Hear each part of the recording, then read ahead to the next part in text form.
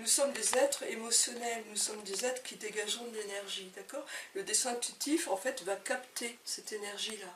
Il va capter les émotions, etc. Donc, en fait, c'est par ce biais-là, justement, qu'on peut apprendre à se connaître. Le dessin intuitif, il s'adresse surtout au niveau de l'inconscient. C'est une des portes de l'inconscient, d'accord? Après, plus on apprend à se connaître, plus on apprend nos blocages, parce qu'on a tous plus ou moins des blocages, des choses comme ça à travailler, et plus en fait on va apprendre aussi à s'accueillir tel qu'on est. Quand je les prends en séance, si tu veux, hein, quand je les prends en séance, en fait, déjà on y a une discussion autour d'un café, d'un thé. Pourquoi? Parce que souvent les gens sont un petit peu tendus, ils ne savent pas trop en fait ce que ça va donner. On discute, on parle, et puis soit on réfléchit sur une question très précise, soit je peux faire un dessin global, ça dépend de la personne, et là on y va. Alors, il y a une sorte de symbiose entre la personne et moi, en fin de compte. Je me connectais plus exactement à l'énergie que se dégage la personne. L'âme, je suis connectée à la personne, d'accord? La personne, elle va réagir avec ses émotions, avec ses pensées, avec ses réflexions. Moi, mon rôle, c'est de ne pas nous perdre un petit peu dans le mental, dans les méandres du mental. C'est moi qui dessine, en fait, je me connecte sur la personne.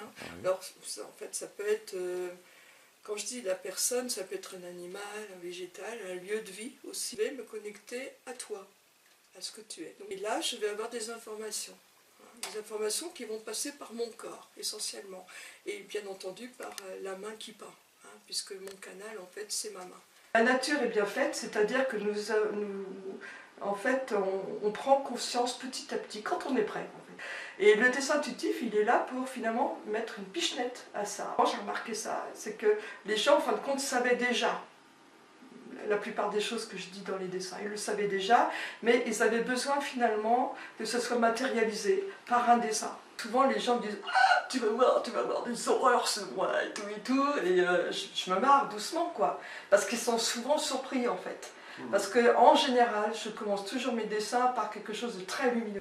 Une séance, ça dure 1h30, 2 heures, hein, ça c'est clair. Si le dessin montre des émotions un petit peu trop denses, hein, voilà, là, dans ces cas-là, je fais un dessin que j'appelle un dessin de soin, un dessin équilibrant. Je ne laisse jamais quelqu'un partir avec des émotions qui viennent de sortir, qui sont denses, quoi, hein. C'est donc vraiment pour les gens curieux de leur propre nature, d'accord, hein, qui ont envie de se connaître et de connaître le monde.